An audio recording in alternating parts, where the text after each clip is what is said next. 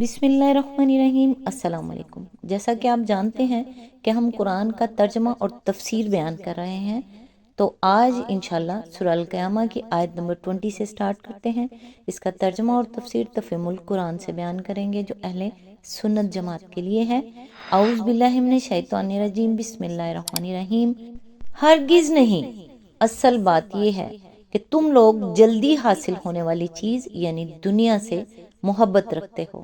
اس کی تفسیر ہے، یہاں سے سلسلہ کلام پھر اسی مضمون کے ساتھ جڑ جاتا ہے جو بیچ کے جملہ معترضہ سے پہلے چلا رہا تھا۔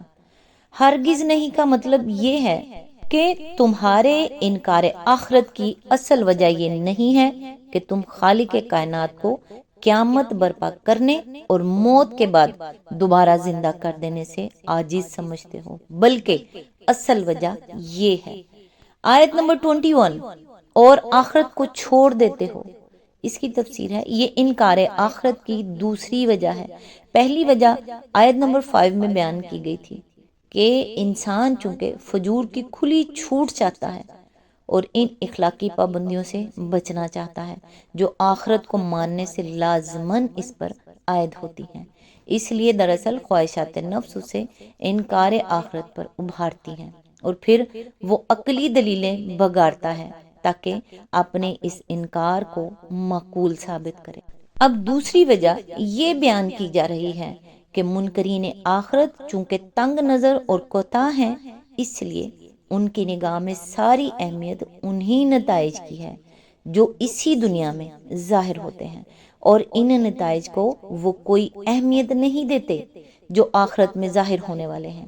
وہ سمجھتے ہیں کہ جو فائدہ یا لذت یا خوشی یہاں حاصل ہو جائے اسی کی طلب میں ساری محنتیں اور کوششیں کھپا دینی چاہیے، کیونکہ اسے پا لیا تو گویا سب کچھ پا لیا، خواہ آخرت میں اس کا انجام کتنا ہی بڑا ہو۔ اسی طرح ان کا خیال یہ ہے کہ جو نقصان یا تکلیف یا رنج و غم یہاں پہنچ جائے وہی دراصل بچنے کے قابل چیز ہے، قطع نظر اس سے کہ اس کی برداشت کر لینے کا کتنا ہی بڑا اجر آخرت میں مل سکتا ہو۔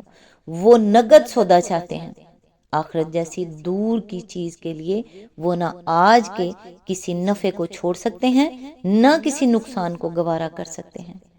اس انداز فکر کے ساتھ جب وہ آخرت کے مسئلے پر عقلی بحثیں کرتے ہیں تو دراصل وہ خالص عقلیت نہیں ہوتی، بلکہ اس کے پیچھے یہ انداز فکر کام کر رہا ہوتا ہے جس کی وجہ سے ان کا فیصلہ بہرحال یہی ہوتا ہے کہ آخرت کو نہیں ماننا ہے، خواہ اندر سے ان کا ضمیر پکار پکار کر کہہ رہا ہو کہ آخرت کے امکان و وقوع اور وجوب کی دلیلیں قرآن میں دی گئی ہیں، وہ نہایت معقول ہیں، اور اس کے خلاف جو استدلال وہ کر رہے ہیں وہ نہایت بودا ہیں۔ آیت نمبر 22، اس روز کچھ چہرے تر و تازہ ہوں گے۔ اس کی تفسیر ہے، یعنی خوشی سے دمک رہے ہوں گے، کیونکہ جس آخرت پر وہ ایمان لائے تھے وہ ٹھیک ان کے یقین کے مطابق سامنے موجود ہوگی، اور جس آخرت پر ایمان لا کر انہوں نے دنیا کے ناجائز فائدے چھوڑے اور برحق نقصان برداشت کیے تھے، اس کو فی الواقعہ اپنی آنکھوں کے سامنے برپا ہوتے دیکھ کر انہیں یہ اطمینان حاصل ہو جائے گا کہ انہوں نے اپنے رویہ زندگی کے متعلق بالکل صحیح فیصلہ کیا تھا۔ اب وہ وقت آ گیا ہے جب وہ اس کا بہترین انجام دیکھیں گے۔ آیت نمبر 23، اپنے رب کی طرف دیکھ رہے ہوں گے۔ اس کی تفسیر ہے، مفسرین میں سے بعض نے اسے مجازی معنی میں لیا ہے۔ وہ کہتے ہیں کہ کسی کی طرف دیکھنے کے الفاظ محاورے کے طور پر اس سے توقعات وابستہ کرنے، اس کے فیصلے کا انتظار کرنے، اس کے کرم کا امیدوار ہونے کے معنی میں بولے جاتے ہیں۔ حتیٰ کہ ایک اندھا بھی یہ کہتا ہے کہ میری نگاہیں تو فلاں شخص کی طرف لگی ہوئی ہیں کہ وہ میرے لیے کیا کرتا ہے، لیکن بکثرت احادیث میں رسول اللہ صلی اللہ علیہ وآلہ وسلم سے اس کی جو تفسیر منقول ہے وہ یہ ہے کہ آخرت میں اللہ کے مکرم بندوں کو اپنے رب کا دیدار نصیب ہوگا۔ بخاری کی روایت ہے کہ تم اپنے رب کو اعلانیہ دیکھو گے۔ مسلم اور ترمذی میں حضرت صہیب کی روایت ہے کہ حضور صلی اللہ علیہ وآلہ وسلم نے فرمایا، جب جنتی لوگ جنت میں داخل ہو جائیں گے تو اللہ تعالیٰ ان سے دریافت فرمائے گا کہ کیا تم چاہتے ہو کہ میں تمہیں مزید کچھ دوں؟ وہ عرض کریں گے، کیا آپ نے ہمارے چہرے روشن نہیں کر دیے؟ کیا آپ نے ہمیں جنت میں داخل نہیں کر دیا اور ہم جہنم سے بچا نہیں لیے؟ اس پر اللہ تعالیٰ پردہ ہٹا دے گا اور ان لوگوں کو جو کچھ انعامات ملے تھے ان میں سے کوئی انعام بھی انہیں اس سے زیادہ محبوب نہ ہوگا کہ وہ اپنے رب کی دید سے مشرف ہوں۔ اور یہی وہ مزید انعام ہے جس کے متعلق قرآن میں فرمایا گیا ہے کہ للذین احسنوا الحسنی وزیادہ، یعنی جن لوگوں نے نیک عمل کیا ان کے لیے اچھا اجر ہے اور اس پر مزید بھی۔ سورہ یونس آیت نمبر 26۔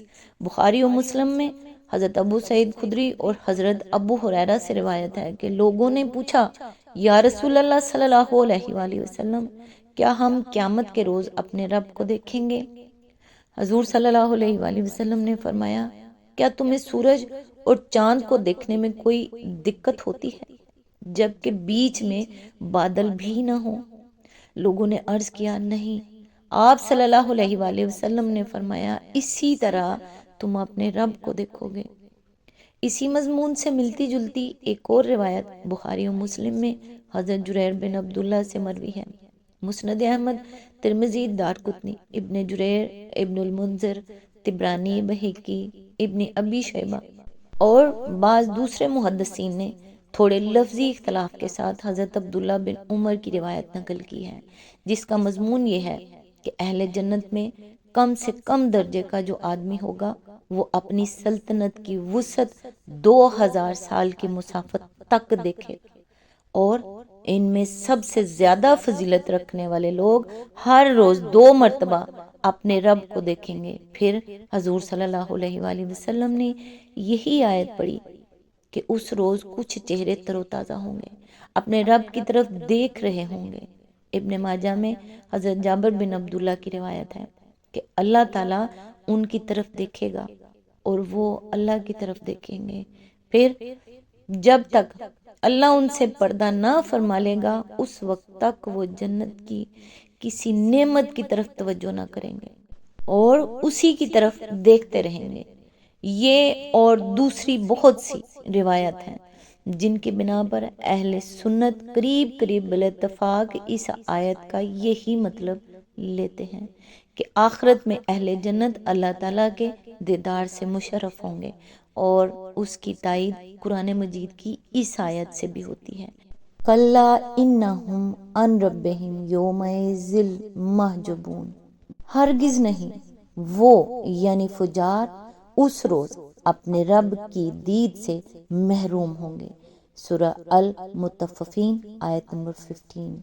اس سے خود بخود یہ نتیجہ نکلتا ہے کہ یہ محرومی فجار کے لیے ہوگی، نہ کہ ابرار کے لیے۔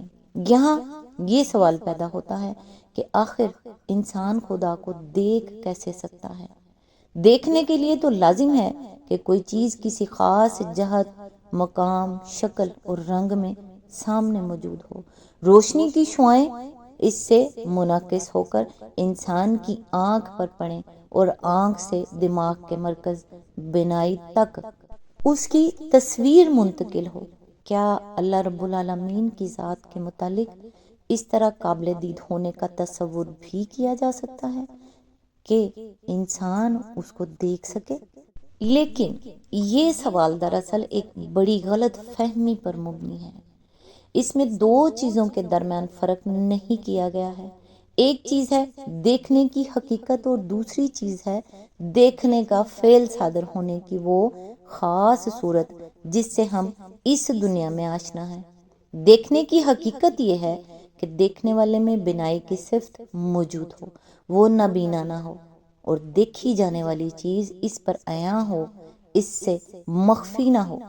لیکن دنیا میں ہم کو جس چیز کا تجربہ اور مشاہدہ ہوتا ہے وہ صرف دیکھنے کی وہ خاص صورت ہے جس سے کوئی انسان یا حیوان بالفعل کسی چیز کو دیکھا کرتا ہے، اور اس کے لیے لامحالہ یہ ضروری ہے کہ دیکھنے والے کے جسم میں آنکھ نامی ایک عضو موجود ہو، اس عضو میں بینائی کی طاقت پائی جاتی ہو، اس کے سامنے ایک ایسی محدود مجسم رنگدار چیز حاضر ہو جس سے روشنی کی شعاعیں منعکس ہو کر آنکھ پر پڑیں اور آنکھ میں اس کی شکل سما سکے۔ اب اگر کوئی شخص یہ سمجھتا ہے کہ دیکھنے کی حقیقت کا عملی ظہور صرف اسی خاص صورت میں ہو سکتا ہے جس سے ہم اس دنیا میں واقف ہیں، تو یہ خود اس کے اپنے دماغ کی تنگی ہے، ورنہ در حقیقت خدا کی خدائی میں دیکھنے کی ایسی بے شمار صورتیں ممکن ہیں جن کا ہم تصور بھی نہیں کر سکتے۔ اس مسئلے میں جو شخص الجھتا ہے وہ خود بتائے کہ اس کا خدا بینا ہے یا نابینا۔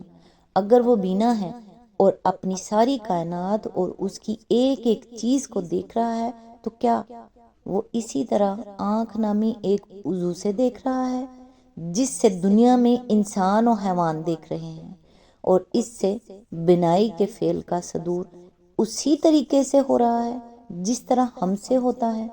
ظاہر ہے کہ اس کا جواب نفی میں ہے، اور جب اس کا جواب نفی میں ہے تو آخر کسی صاحب عقل و فہم انسان کو یہ سمجھنے میں کیوں مشکل پیش آتی ہے کہ آخرت میں اہل جنت کو اللہ تعالیٰ کا دیدار اس مخصوص شکل میں نہیں ہوگا جس میں انسان دنیا میں کسی چیز کو دیکھتا ہے، بلکہ وہاں دیکھنے کی حقیقت کچھ اور ہوگی جس کا ہم یہاں ادراک نہیں کر سکتے۔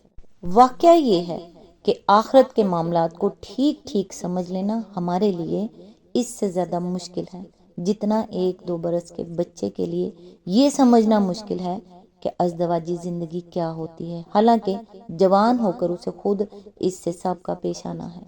آج تک کے لیے بس اتنا ہی، نیکسٹ انشاءاللہ آیت نمبر 24 سے سٹارٹ کریں گے۔ اللہ تعالیٰ سے دعا ہے، اے پروردگار ہمارے دلوں کو منافقت سے پاک فرما اور ہمارے اعمال کو دکھاوے سے محفوظ رکھ، اور ہماری زبانوں کو جھوٹ سے باز رکھ، اور ہماری آنکھوں کو خیانت، وہ چیزیں جن کا دیکھنا آنکھوں پر حرام ہے، ان سے محفوظ فرما۔ بے شک تو آنکھوں کی خیانت اور دلوں میں چھپے بھید جانتا ہے۔ آمین یا رب العالمین۔ اگلی ویڈیو تک کے لیے اللہ حافظ۔